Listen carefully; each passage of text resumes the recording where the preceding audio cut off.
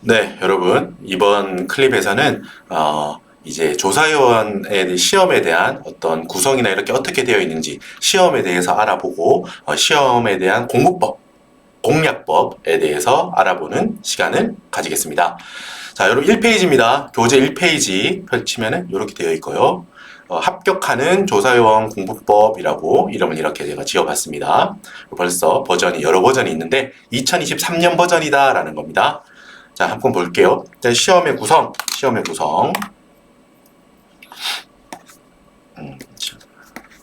자, 여러분. 자, 우리 조사위원 시험은 법령 1교시 법령 시험, 객관식 시험과 2교시 주관식 시험 이렇게 나뉘어져 있습니다. 두 개로 나뉘어져 있습니다. 1교시는 여러분 60분 동안 봅니다. 2교시는 100분 동안 봐요. 자, 1교시부터 한번 살펴보겠습니다. 자, 법령, 객관식. 우리가 지금 이 교재를 공부하시는 분들, 일단 이거에 대한 책이죠. 객관식에 대해서 쓴 책이다라는 거고, 지금의 시험 전체에 대한 거니까, 객관식은 50문제가 나옵니다. 그리고 100점이에요. 물론 2교시도 100점 만점이고요. 합쳐서 200점입니다. 1교시, 객관식은 50문제가 나오고요. 자, 그 구성, 50문제에 대한 세목별 구성은 정해져 있어요. 몇 문제가 나오는지는 정해져 있다고요. 국기 7문제, 국징 7문제, 법인세법 12문제, 소득세법 12문제, 부가가치세법 12문제 이렇게 이렇게 해서 50문제예요. 국기, 국징 7문제씩, 법소부 12문제씩 12, 12, 12 더해서 법소부 더해서 36 되게 많은 비중이죠. 국기, 국징 합쳐서 14 그러니까 국기, 국징을 합쳐가지고 뭐 법소부 한 세목하고 비슷한 비중이라고 보면 되죠. 그죠? 국기, 국징 합쳐서 14개인 거니까 자, 이 정도 비중이다 라고 생각하니까 여러분께서 이 숫자 자체는 틀려지지 않아요. 달라지지 않아요. 그렇기 때문에 공부를 하실 때 그리고 뭐다? 한 문항당 무조건 2점이에요. 세목별로 혹은 난도별로 문항 점수가 달라지는 게 아닙니다.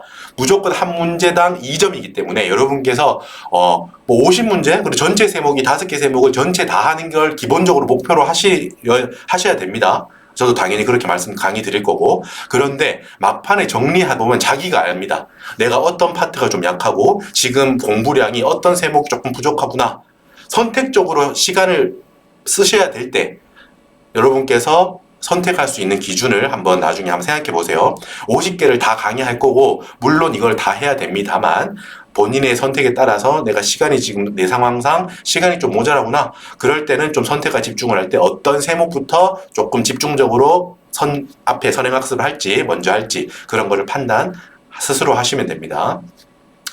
일단 기본적으로 이 책에선 여러분 아까 전에 잠깐 말씀드린 어떻다? 책의 구성은 어때요? 법인세법부터 하고 부가가치세법 다음에 하고 다음에 국세징수법 하고 다음에 소득세법 하고 국세기본법 하고 이게 책의 순서입니다. 이 책의 순서.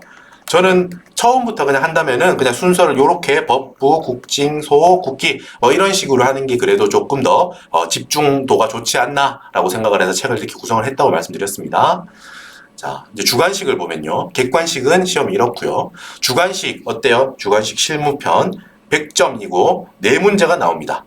시험은 100분 동안 봐요. 1시간 40분 동안 본다고요. 앞에 아까 객관식은 60분, 딱 60분 1시간 보는 거고 주관식은 아무래도 답안 작성도 해야 되고 생각할 게 좀 많기 때문에 100분 동안 봅니다. 1시간 40분. 그래서 간혹 가다가 이제 공부를 거의 안 하시고 그냥 조사용 오시는 분들은 이 교시 너무 오래 앉아있느라 힘들었습니다. 이런 분들이 있더라고요. 자, 그러지 말고 공부를 하면 시간이 모자라요. 시간이 남으면 안 돼. 자, 그래서 아무튼 모자란다는 게 오해하지 마시고 이 문제를 다 풀기에 여러분 시간이 모자라다 이런 건 아닙니다. 공부를 하면 충분히 풀고 나서 검토도 하고 답안도 리뷰할 정도 시간이 됩니다. 무슨 말씀인지 아시겠죠? 방금 혹시나 오해하실까봐 100분인데 이게 문제가 뭐 그렇게 많나? 그러진 않아요. 충분히 연습이 됐다면은 충분히 풀고 내가 틀렸는지 검토할 정도 시간이 된다는 말씀이에요. 됐죠? 자, 어떻게 구성되어 있나? 1번 소득세 30점 2번 법인세 신고 30점 3번 법인조사 30점 4번 조사 사무처리 규정 10점 이렇게 100점으로 구성되어 있습니다. 이것도 구성이 달라지진 않아요. 갑자기 막 소득세가 3개 다 나온다거나 뭐 나오지 않던 부가가치세가 갑자기 나온다거나 주관식에 그러진 않아요. 이 틀 자체는 바뀌지 않아요. 물론 안에 있는 컨텐츠 내용은 좀 바뀌죠. 뭐가 제일 많이 바뀌나요, 여러분? 자, 소득세가 좀 편차가 생깁니다. 회차별로 쭉 몇 년치를 보면은 어떤 회차는 예를 들어서 연말정산, 그러니까 근로소득만 있다고 가정했을 때만 하는 거 있잖아요. 그거랑 바로 이어서 이제 소득공제랑 세액공제만 물어볼 수도 있고, 기타 소득, 뭐 어떤 갑자기 뭐 원고료 어디 해가지고 받았다, 일시소득이 있다, 복권이 당첨됐다, 뭐 이렇게 해가지고 그 기타 소득이 나올 수도 있고, 그리고 사업소득도 나오고, 이걸 섞을 수도 있고요. 우리가 종합과세 되는 거니까. 그런 회차도 있고, 지금 최근에는 여러분 뭐가 많이 나오죠? 법인세법의 규정이랑 소득세법에서 사업소득 있죠. 사업소득. 그러니까 개인으로서 그 회사를 차려서 개인 회사로 하면 그거는 개인 소득세 중에서 사업소득을 내잖아요. 그걸 법인으로 해가지고 하면은 법인세를 내는 거고요. 그때 비슷한 점도 있고 다른 점도 있잖아요. 어떤 거는 법인세법에서도 입금 항목이고 소득세법 사업소득에서도 뭐 총수입금액에 해당되고 막 이런 식으로, 어떤 거는 입금 항목이긴 한데 소득세법에서는 총수입금액 산입 안 되는, 그렇게 보기도 하고, 그러니까 차이가 있기도 하고 다른 것도 있고 똑같은 것도 있잖아요. 그죠? 그래서 그런 거에 대해 물어보는 게 최근에 좀 물어보는 경향이기도 한데, 자, 고정되어 있는 게 아닙니다. 소득세법 같은 경우는 뭐 요즘 그렇게 나왔다고 해서 앞으로도 계속 그렇게 나온다는 보장은 사실 없고, 일단 소득세법은 조금 베리에이션, 변화구가 있을 수 있다라는 거예요. 자, 법인세 신고랑 법인조사도 물론 여러분 나왔던 게 똑같이 나오진 않아요. 하지만 우리가 수업 목적적으로 예상을 해본다고 하면 어느 정도는 틀이 정해져 있어요, 이게. 법인세법 같은 경우는. 왜냐하면 법인세법 자체가 되게 어렵잖아요. 그렇기 때문에 법인세법에서 갑자기 무슨 연결 내고 합병 내고 막 최저한세 풀어봐 뭐 이런 식으로 하면 너무 좀 이제 그 수험적으로 너무 어려워지니까 그렇게 하지 않고, 보통은 뭐 접대비다, 대손 충당금이다, 감가상각비다, 물론 이것도 다 어렵죠. 똑같은 문제가 나오지는 않지만 그래도 국지간 주제 있죠. 대손 충당금이라고 해서 똑같이 나오지는 당연히 않아요. 하지만 내가 어느 정도 공부를 했다 그러면은 특정 일부 항목에 대해서는 내가 뭐 못 봤던 세부 항목이 있을 수 있지만 큰 틀에서는 접근이 된다는 거예요. 부분 점수도 받을 수 있고. 됐죠? 그래서 오히려 법인세법이 어렵지만 2개나 나오고 60점이나 차지하고, 수업 목적적으로 공부할 때도 오히려 공부할 때는 용이해요. 시험 문제 자체는 어렵지만 그래도 뭐다? 그래, 이렇게 비슷하게 또 나올 거라는 뭐랄까 기대치? 이런 게 법인세법이 좀 높기 때문에 오히려 저는 중간식 강의할 때 법인세법을 노려라, 집중하자, 이렇게 한다고, 시간을 좀 더 많이 투자하자, 이런 식으로 강의를 하고 있는데, 이런 식으로 됩니다. 법인 신고는 쉽게 이런 사항들이 있는데 네가 법인세 신고를 한번 해봐라, 이런 느낌이고, 법인 조사도 기본적으로는 비슷한데 우리가 조사를 나갔더니 뭐 이런 항목들이 있더라, 적출을 했다, 이런 사항들이 적출이 되었다, 이때 너 어떡할래? 라는 거예요. 기존의 회사가 이렇게 신고를 했는데 뭐 조사를 했더니 이런 사항들은 똑같고 이런 사항들은 좀 뭐 적출한 게 있다, 적발된 게 있다, 이렇게 했을 때 자, 그걸 경정해서 한번 해봐라, 이런 식으로. 큰 틀에서는 2번과 3번 똑같은 거라고 보시면 돼요. 그냥 법인세의 정답을 찾는 거야. 됐죠? 이런 식으로 점수가 있다는 거예요. 구성이 됐다는 거야. 그리고 조사 사무처리 규정 마지막 10점. 자, 여러분 요게 약간 사실 좀 애매한데, 여러분 조사 사무처리 규정이 우리가 있잖아요. 근데 그거에 대한 걸 주관식 보통 이제 쓰거나 이런 게 주관식 시험인데, 자, 이거에 대한 걸 여러분 선택을 하시는 게 좋아요. 저는 일단 추천하는 방법은 기출문제 있죠. 기출문제 여러 회차를 보시면서 나왔던 거를 기본으로 하시고, 거기서 시간적인 여력이 앞에 소득세, 법인세부터 공부를 하시고, 여력이 된다면은 사무처리 규정에 대한 주요 규정을 조금 몇 개 그냥 출력해서 보시든 따로 그렇게 보시는 정도로 그냥 마무리하는 게 좋아요. 조사 사무처리 규정의 요즘 출제 경향은 아예 네가 어떤 상황에서 뭐 네 의견을 한번 써봐라, 이런 게 나오진 않아요. 그렇게 나오면 여러분 점수 받기 너무 힘들잖아요. 그죠? 그렇게는 안 나오고, 보통은 다양한 항목들이 이만큼 나오고, 이 중에서 뭐 네가 맞다고 생각하는 걸 골라서 써봐라, 항목을. 뭐 가나다라 마바사 이렇게 있는데 그 중에서 맞다고 생각하는 거 나 이렇게 기호만 쓰면 돼요. 뭐 라, 이런 식으로. 이것도 정해져 있는 건 아닌데 요즘 추세가 어떠냐면 이런 식으로 주관식이긴 한데 그래도 좀 부분 점수를 좀 받기 용이한 수월한? 그러니까 아예 10점을 다 받기는 되게 힘들 거예요. 하지만 최소 4, 5점 정도는 기출문제를 잘 이렇게 숙지하는 정도만 해도 4, 5점 정도는 받을 수 있다는 거예요. 여러분 그런 분들 없죠? 4, 5점 그거 갖고 그러십니까? 난 앞쪽에서 90점 받을 거예요. 여러분 쉽지 않아. 알았죠? 시험이 뭐예요? 이따 보겠지만 60점 받으면 되는 거예요. 평균적으로. 그러니까 그만큼 이 시험이라는 것 자체가 그렇게 막 100점 다 나오고 이런 시험이 아니에요. 어느 정도 틀릴 거는 틀려주고 보내줘야 돼. 그죠?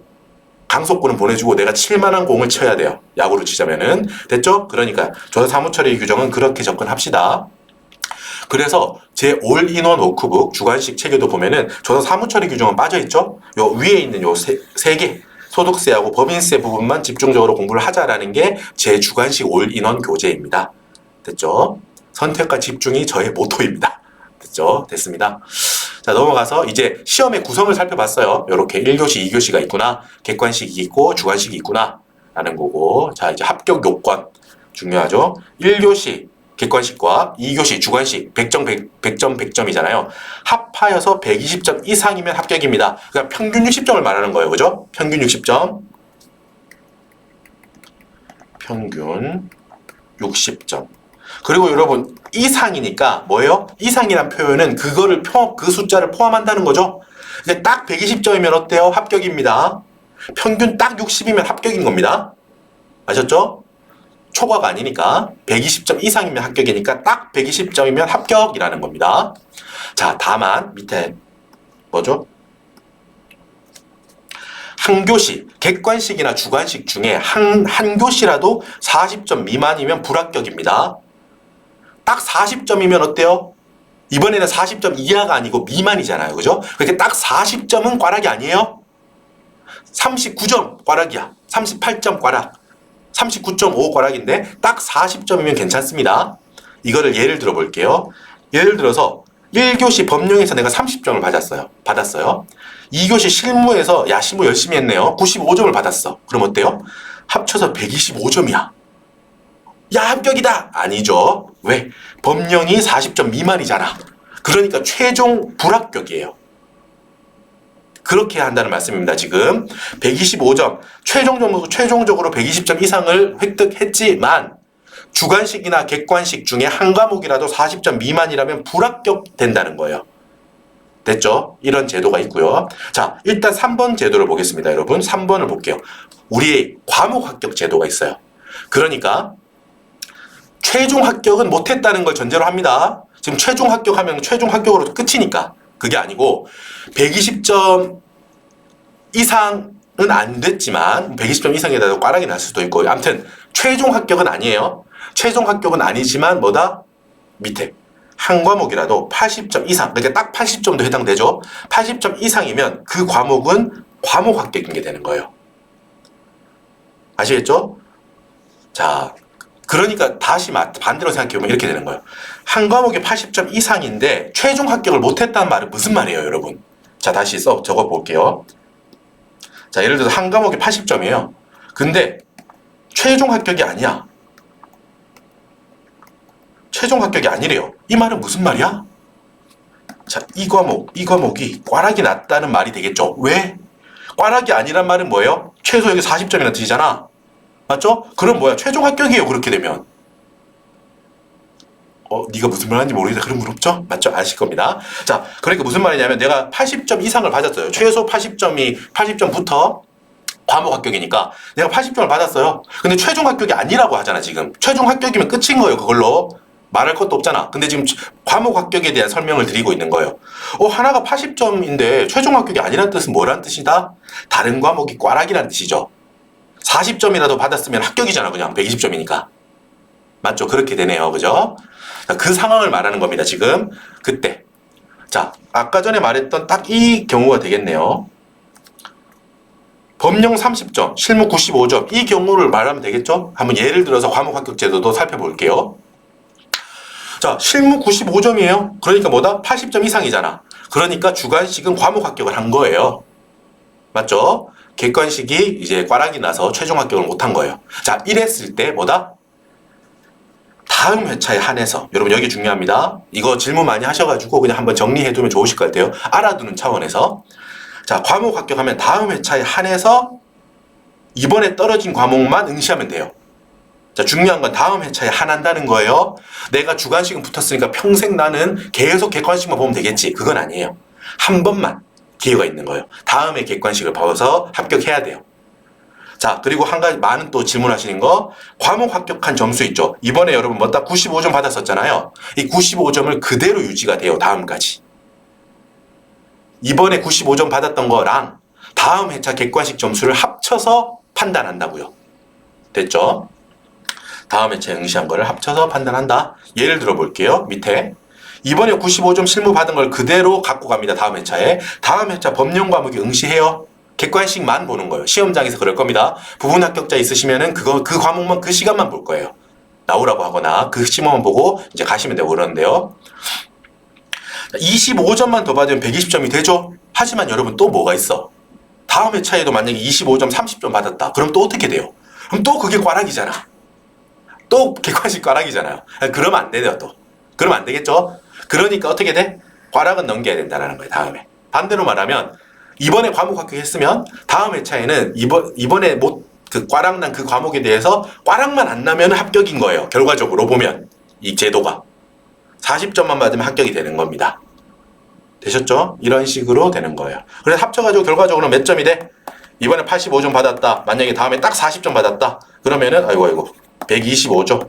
125점으로 최종 합격하게 되는 겁니다.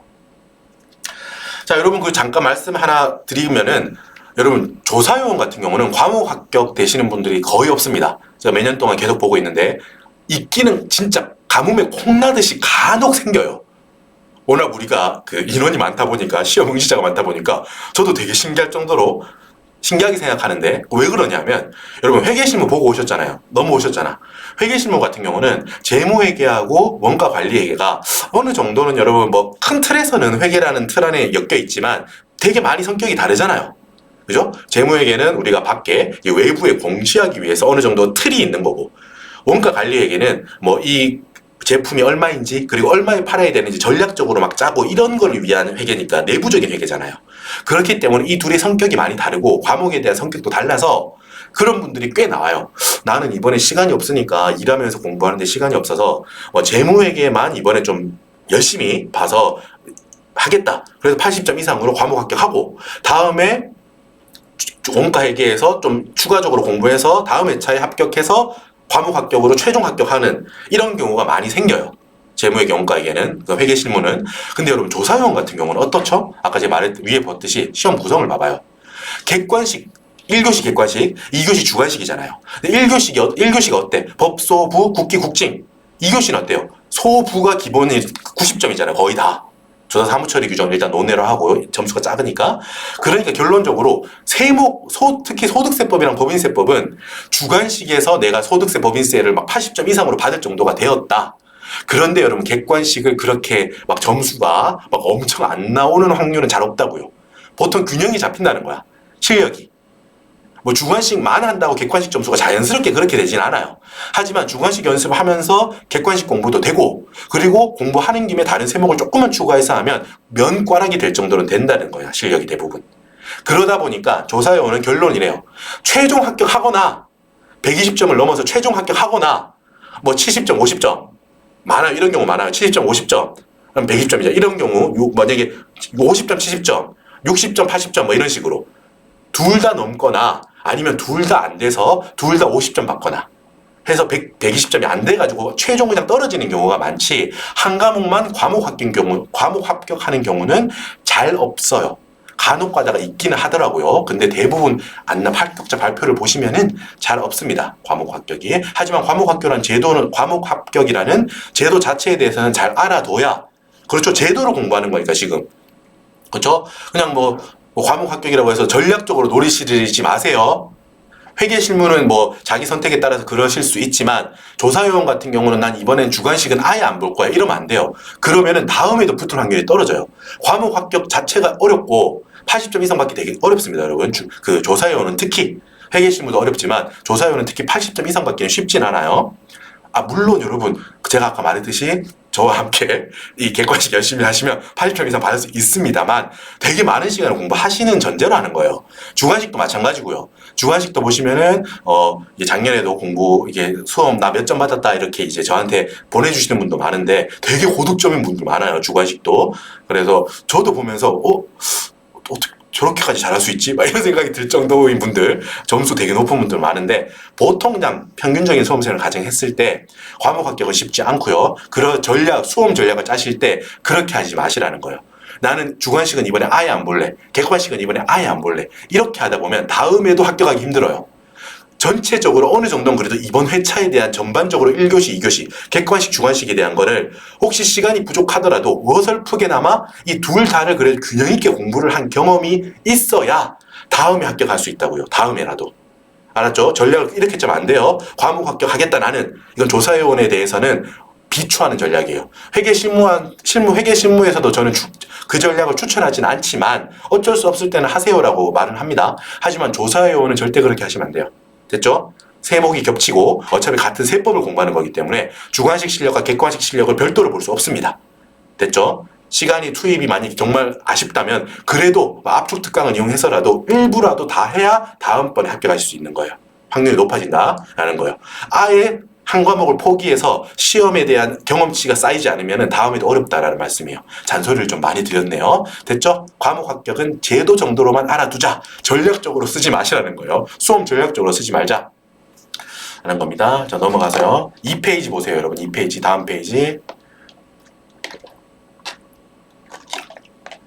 아까 학습 전략을 이제 일부 말씀을 드렸는데, 학습 전략. 객관식 같은 경우는 여러분, 우리 지금 함께 시작하잖아.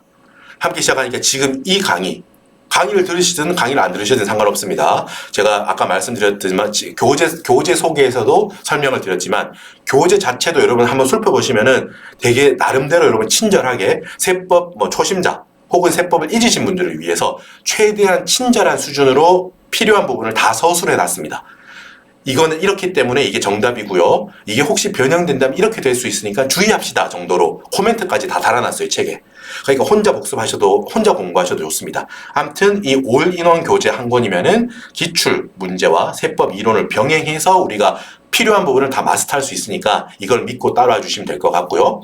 혹시 추가적인 학습을 원하신다. 그렇다면 여러분 문제은행을 추가적으로 고득점을 위해서 보시는 것도 좋은데 일단은 뭐다? 일단 앞쪽 이 올인원 그게 기출에 대한 거를 충분히 우리가 회독수를 확보하셔가지고 내가 이거에 대해서는 정복하고 있다. 여러분 스스로 알 거예요. 내가 공부를 좀 하고 보면은 이게 좀 눈높이 깊게까지 보일 거야. 제가 아까 교재에서 설명드렸는데 기출 문제가 그냥 OX로만 보이는 게 아니라 조금 입체감 있게 같은 문항이더라도 깊이감 있게 요거는 요렇게 바꿀 수 있겠구나. 오케이. 이번에는 예를 들면 뭐 불공제되는 매입세, 공제받지 못하는 매입세, 이번에는 뭐 접대비가 나왔는데 다음 요렇게 되면 요걸 면세로 바꾸면 어떻게 될까? 이런 식으로 학습할 수 있게 다음 시험에도 할 수 있게 학습을 하시면은 될 겁니다. 그런 식으로 회독수를 늘리는 거를 우선 추천합니다. 그냥 한 번 올인원 받다고 나서 난 또 계속 범위를 넓혀야지, 난 100점 받고 싶으니까 범위를 넓혀야지 라고 하시면 오히려 주화인마, 오히려 불합격할 수도 있다고요. 됐죠? 일단 이 올인원 이 객관식 책에 대한 거를 회독수를 늘리셔가지고 충분히 우리 숙련도를 높여달라는 거를 여러분께 요청드립니다. 저와 함께 강의 들으시면서 하시면 좋을 것 같고요. 자, 이제 객관식은 이렇게 같이 하시면 되고, 주관식을 보시면요.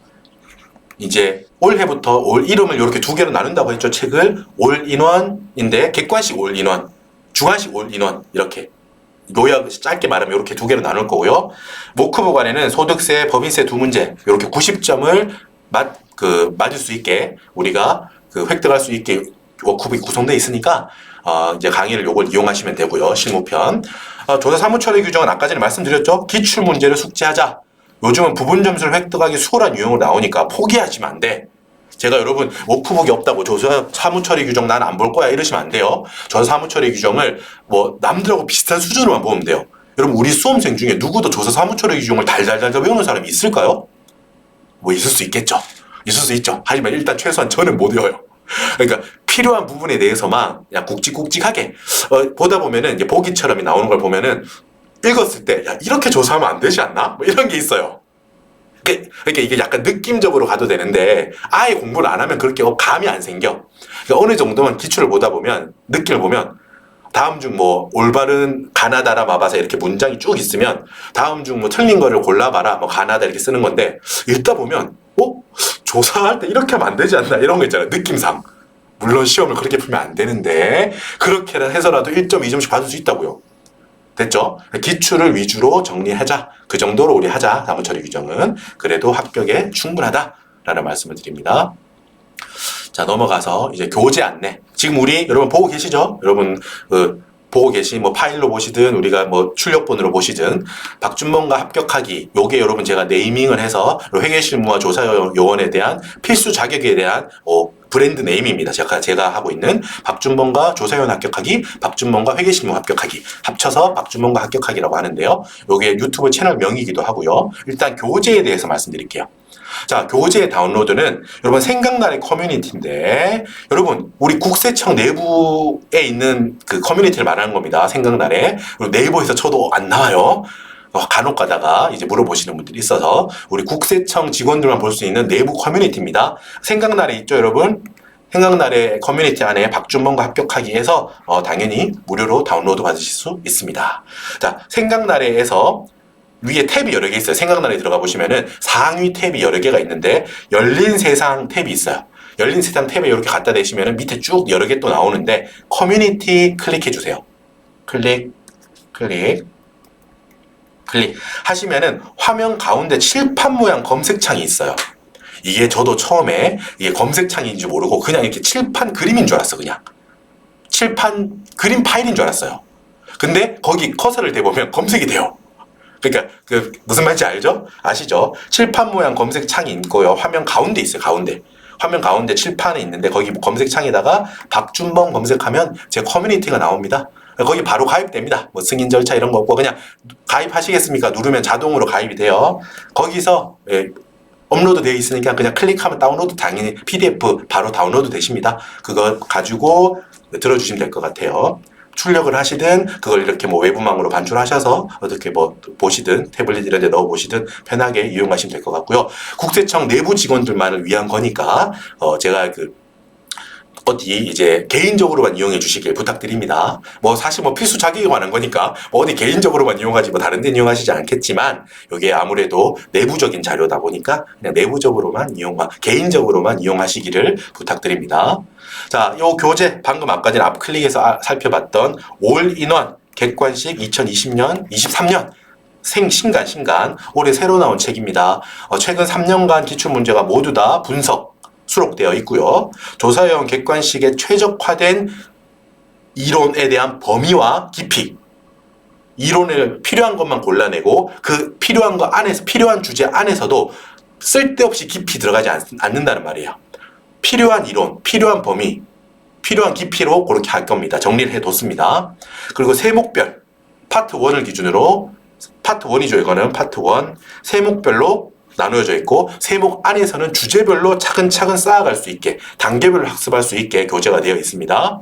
그리고 실전 연습을 위한 파트 2 회차별 50문제씩 회차별로 기출문제 풀이집을 2차 파트 2에 넣어놨습니다. 말씀드렸지만 두께는 두껍지만 빨리 보실 수 있습니다. 회독에도 용이하고 필요한 걸 모두 넣어놓은 거기 때문에 오히려 이 책, 얇은 책, 이 책, 저 책을 막 쌓아가는 것보다 이 한 권으로 끝내면 된다 라는 게 낫다고 저는 판단을 해서 이렇게 구성했다고 아까 다시 한번 말씀드립니다. 이제 주관식을 보시죠. 여러분 2023년 판은 아직까지 미정입니다. 일단은 올인원 22년 조사요원 22년 주관식 버전은 이론 요약이 주관식에 최적화된 이론 정리, 예제 풀이, 주관식이다 보니까 풀이 같은 거를 실제로 계산을 많이 해봐야 돼요. 그죠? 예제가 있고요. 최신 기출 풀이, 그리고 중요한 거 이거죠. 실제 답안 서식, 법인세법 같은 경우는 우리가 소득금액 조정 합계표 이런 것들 실제로 한 문제 풀고 조정 합계표에 같이 적어보고 소득세도 답안 양식이 고유의 양식이 그때그때마다 달라지잖아요. 그것도 같이 한번 문제 풀고 답안에 적는 연습까지 함께 할 수 있는 그런 교재와 강의입니다. 교재과 강의입니다. 자, 여러분 한 가지 말씀을 드리면 23년 판을 제가 일단 계획이 있기는 있습니다만 제가 아시는 분은 아시겠지만 제가 이게 밤이랑 퇴근하고 나서 밤 시간이랑 주말 그리고 제 개인적인 연가 이렇게 써서 교재와 강의를 준비하고 있기 때문에 시간적인 제약이 꽤 많습니다. 그래가지고 제가 올해는 일단 슬로건이 객관식을 만들자라는 거였어요. 객관식에 대한 교재, 그리고 지금 만들고 있는 이 객관식에 대한 강의, 이거를 완성하는 게 저희 첫 번째 목표라는 슬로건입니다. 2023년의 목표예요. 그래서 그게 완성이 되고 나면 어느 정도 뭐 시간적으로 허락을 한다면 요 23년 판 주관식을 업데이트, 추록식으로 뭐 개정세법이 크게 시험에 크게 영향을 끼치진 않아요. 이것도 제가 말씀을 잠깐 드리면은 개정세법이 여러분 우리 시험에 당연히 영향을 끼치긴 합니다만 우리가 개정세법 시험이 아니잖아요. 이름이. 그지? 그렇기 때문에 뭐 법소부, 국기, 국징 매년 개정이 돼요. 많은 부분이 개정이 되지만 그래도 우리 시험에 있어서는 막 개정세법을 모른다고 해서 내가 작년 세법 지식이 있다고 해서 이번 시험에 떨어졌다. 이러진 않아요. 됐죠? 일단 제가 이번 교재 객관식에는 2023년 세법이 다 반영이 되어 있는데 지금 만약에 예를 들어서 이 객관식도 이 강의를 듣는 여러분 시점이 24년에 들으실 수도 있겠죠? 그래도 충분해요. 아직 24년 개정세법은 아직 모르고 어떤 게 바뀔지도 모르지만 뭐 아예 근간을 흔들 개정이 되지는 보통 않잖아요. 우리가 예를 들어가지고 그 정도면 꽤 큰 개정이에요. 2012년인가 13년에 소득세법 같은 경우 우리가 뭐 의료비 같은 건 소득공제 있었잖아요. 옛날엔 그랬어요. 그러다가 세액공제로 다 이렇게 내려왔죠. 우리가 그 소득세 틀에서 소득공제가 세액공제로 바뀌고 이 정도면은 여러분 공부할 때 꽤 신경을 써서 업데이트를 해줘야 돼. 그런데 요즘은 그 정도 틀이 만약에 바뀌는 게 아니고 예를 들어서 뭐 세액공제율이 원래 12%였다가 뭐 15%로 국가 정책상 조금 많이 주기로 했다. 그 정도는 여러분 업데이트 하기도 쉽고 혹여나 업데이트를 못했다고 하더라도 그것 때문에 점수를 아예 못 받거나 이러진 않아요. 부분 점수가 있으니까 우리는. 주관식 같은 경우도 객관식 같은 경우도 5문항 1번, 2번, 3번, 4번, 5번 OX라고 봤을 때 5문항이 전부 다가 뭐 개정세법만 물어보거나 이러진 않으실 거라고요. 보통은. 그러니까 제가 드리고자 하는 말씀은 대세의 지장이 보통 없으니까 너무 개정세법 작다기보다 그런 거에 다 연연해 하면은 오히려 시험의 합격과는 멀어질 수 있어요. 물론 완벽한 거는 세목별로 모든 주제를 공부 다 하고 모든 개정세법을 완벽하게 내가 다 알면 여러분 어떻게 됐냐 하면 그렇게 하려고 공부를 하면 수석 100점 받거나 아니면 떨어질 거예요. 선택과 집중을 해야 된다고요. 그러니까 개정세법 혹은 세부 주제, 시험에 기출되지 잘 되지 않았던 다른 세부 주제 조각들에 대해서까지 공부를 완벽하게 하려고 안 하시는 걸 저는 추천합니다.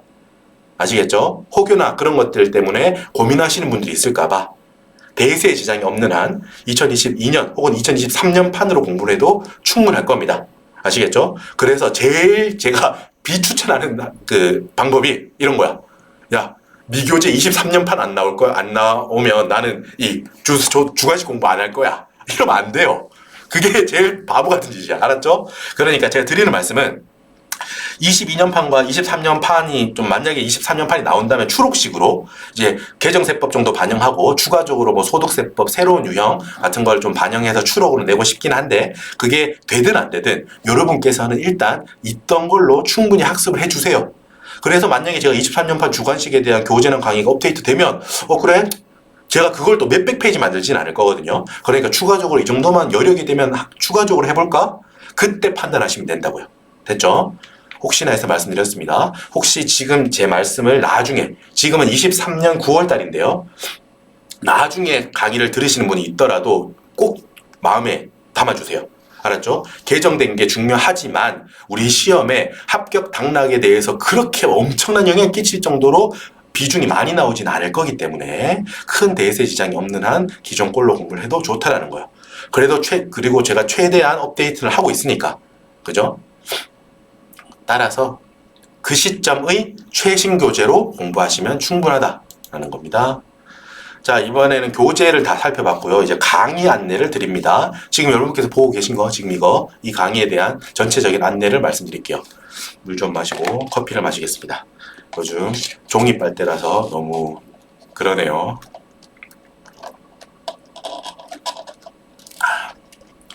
금방 눅눅해져요. 종이 빨대라서. 자, 계속 해볼게요. 자, 유튜브 채널에 지금 박준범과 합격하기라고 있는데, 여러분 유튜브에서 제 박준범을 검색하면은 이게 언제인지 정확하게 모르겠는데 재작년까지인가 검색을 하면 무슨 배구 선수가 있습니다. 되게 잘생긴 배구 선수가 있어요. 그리고 이제 제 채널이 이렇게 나왔는데, 작년쯤이었던 것 같은데 또 되게 잘생긴 또 무슨 이제 음악 하시는 분이 있나 봐요. 제가 TV는 잘 안 봐가지고 모르겠는데, 이렇게 막 테너 이런 분인가 봐. 바리톤 뭐 테너 이런 분인가 봐요. 엄청 또 잘생기셨어. 그래가지고 막 요즘 나와요. 자, 그 중에 제가 살짝 끼어 있습니다. 그 배구 선수도 있고 노래 엄청 잘하시는 박준범이라는 분이 있고, 제가 중간에 그 조사위원 회계실 뭐 이래가지고 제 채널이 나옵니다. 그거를 이제 검색하셔서 들어오시면은 재생 목록이 회계실무 재생 목록이 있고 조사요원 재생 목록이 있습니다. 우리는 조사요원에 관한 거니까 조사요원 강의 목록이 이렇게 쭉 나올 겁니다.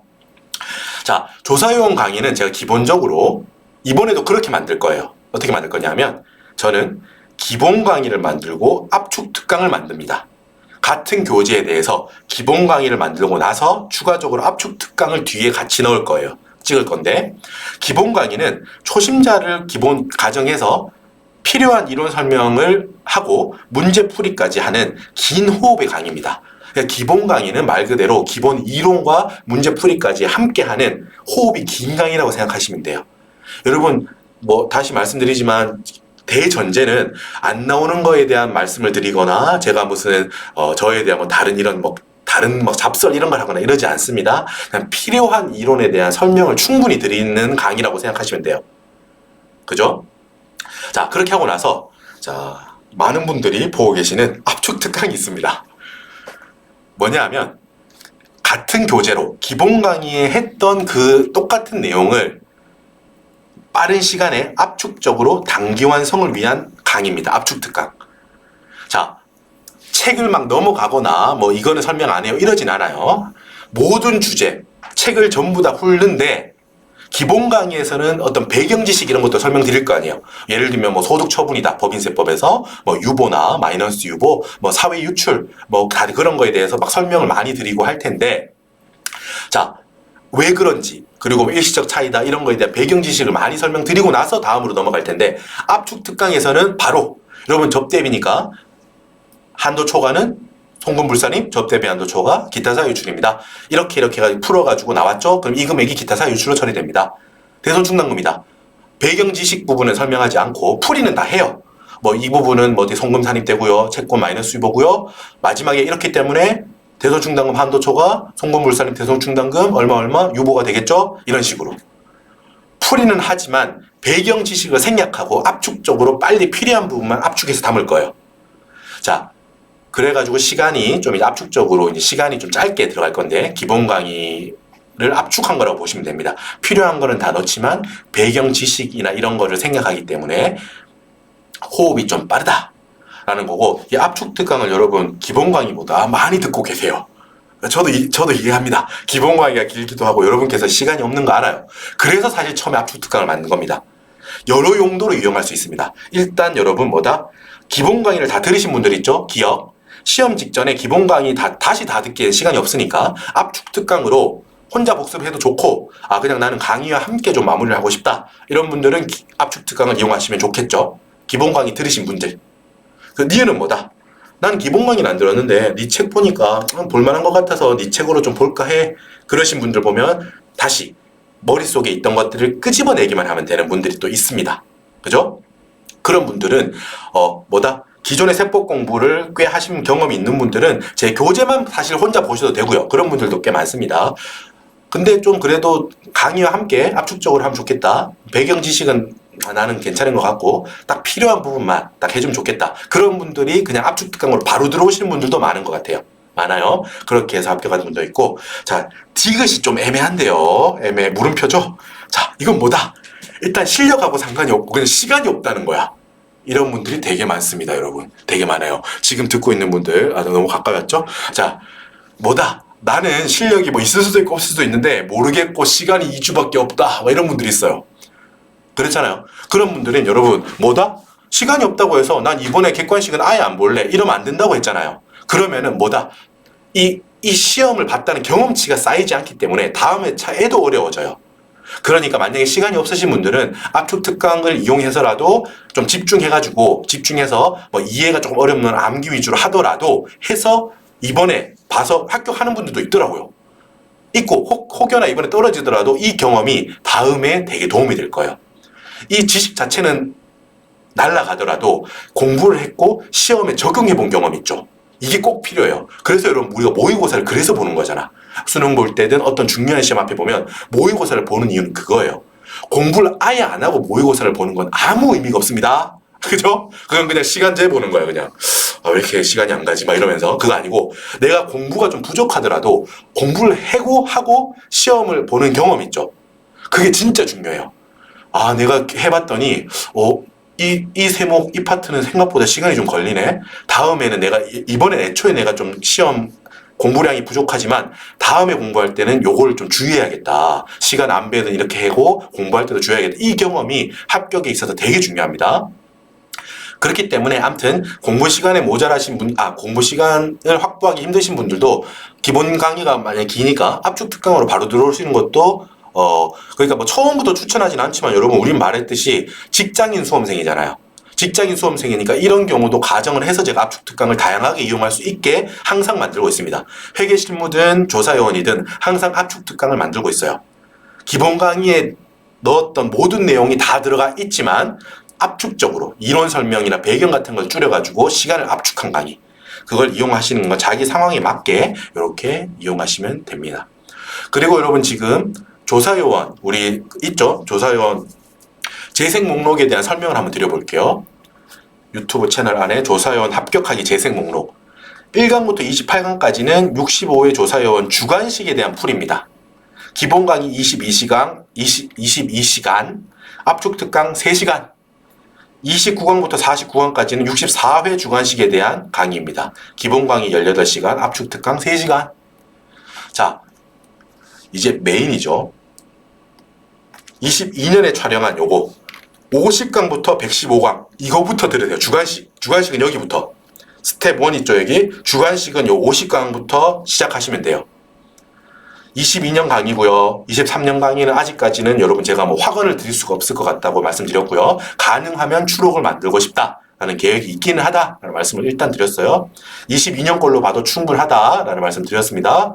기본 강의 길죠. 44시간, 압축 특강 6시간. 그럼 되게 달콤하죠. 그럼 잠깐만요. 아까 제가 다시 한번 말씀드리면 압축 특강은 여러분 효과를 보신 분들도 많고 하지만 그러니까 이렇게 생각하시면 안 돼요. 야 44시간이나 왜 듣냐. 6시간짜리가 있는데 여러분 그거하고 비슷해요. 어떻게 보면 우리 되게 재미난 영화가 있다고 해봐. 3시간짜리 어벤져스 막 이런 거 엔드게임 이런 게 있다고 해봐. 여러분 그런 거 요약한 거 있죠. 막 30분짜리 요약. 그것만 봐도 내용은 다 너무 잘 요약해 주잖아요. 영화 평론가가 아니죠. 영화 그런 걸 소개해 주는 분들이 너무너무 재밌게 막 30분, 40분, 1시간 이렇게 길이 따라 다르지만 압축해서 보여주잖아요. 그죠? 그럼 그것만 봐도 어느 정도 스토리도 알게 되고 하죠. 하지만 여러분 3시간짜리는 3시간짜리 나름의 구성이 있다고요. 무슨 말씀인지 알죠? 둘 다 한쪽만 뭐 의미가 있는 건 아닙니다. 저도 유튜브 그런 많이 봐요. 영화 압축해서 알려주시는 것도 보고 그래서 시간을 아끼기도 해요. 그리고 재밌기도 하고 내용을 하지만 놓치는 게 분명히 있을 거 아니에요. 그래서 예를 들어서 예를 들면 이렇겠죠. 어벤져스를 30분짜리 압축한 걸 봤다. 근데 어벤져스에 대한 시험을 누가 나한테 물어본다고 생각해봐. 근데 내가 봤던 거에서 그게 나올 수도 있고 안 나올 수도 있겠죠. 그죠? 그래가지고 운 좋게 그 압축한 것만 듣고도 그 합격할 수도 있겠죠. 어벤져스 시험에 3시간짜리 영화를 다 안 보고도. 그런데 그렇다고 해서 압축만 들었다고 해서 야, 너 네가 소개 안 한 거에서 시험 나와서 떨어졌다. 이렇게 하면 안 될 거 아니에요. 지금 약간 비유가 갑자기 들어가지고 적절한 비유인지 사실 모르겠는데 무슨 말씀인지 알겠죠?